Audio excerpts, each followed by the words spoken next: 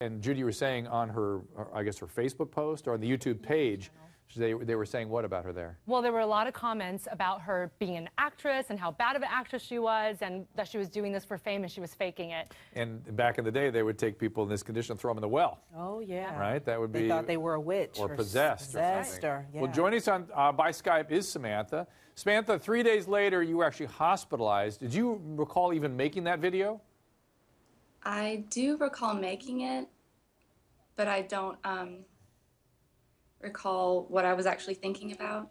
And my understanding is you had paranoid delusions that your parents were trying to poison you. And so these are customary delusions, really, for a manic state, right? Right. What other thinking disturbance? Again, we're trying to help people understand that if they see somebody in this condition, they need help. They're not to be made fun of. They're not to be, stigmatized. What other thoughts? Help people understand what other things you're thinking or saying in a condition like that.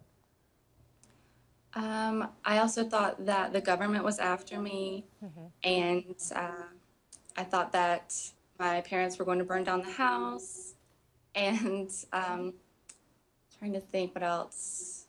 I thought my organs were going to be harvested and sold on the black market, and I, had delusions of grandeur. I thought I was the Dalai Lama, and that Jesus was talking to me, and yeah, hearing like voices, hearing like radio sounds.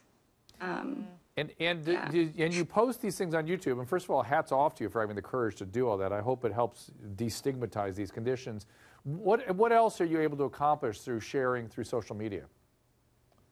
Well, I think it's helpful for me as well. It's kind of an outlet, and I also feel like I'm doing outreach for people. At first, it was really just for me to kind of vent how I felt, and then also I started noticing that it was really helping people. So now I gear my videos, mostly towards helping people, but also I just really enjoy it. And Samantha, it seems you seem completely reconstituted. You're doing well now? Yes, was that episode about not taking your medication or not complying with treatment?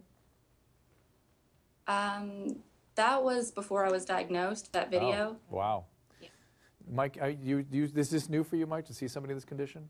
Yeah, I mean, it certainly is to see who's with not my a own tweaker. eyes. Yeah, who's not on drugs. Yeah. Exactly. I mean, it's just to see someone behave that way. But it's gets there. You bring it up a really important point, which is that psychiatric conditions are diagnosed only when there are not medication-related, substance-related, substance withdrawal, or other medical conditions, which, by the way, can also present like this. But if you don't have those things, then you have the psychiatric disorder, yeah, right? There it is. And another thing that I think is important for us to talk about, Dr. Drew, is individuals who actually don't want treatment because they like certain aspects of the disorder. Oh, mania. So people like people love mania. Yeah. I have clients tell me all the time, well, I don't want the meds because when I'm manic, I'm highly creative. I can clean my house. I am super mom. I get stuff done. Yeah, and so, but when they talk about the crash, the depression in those dark spaces. Then you can treat. There you go. Samantha, I'm impressed with their delusions of grandeur, though, because, I mean, like, to think that Jesus is talking to you and you're the Dalai Lama, it's a lot. But I used to think Conan O'Brien was talking to me, and that's not at all as cool.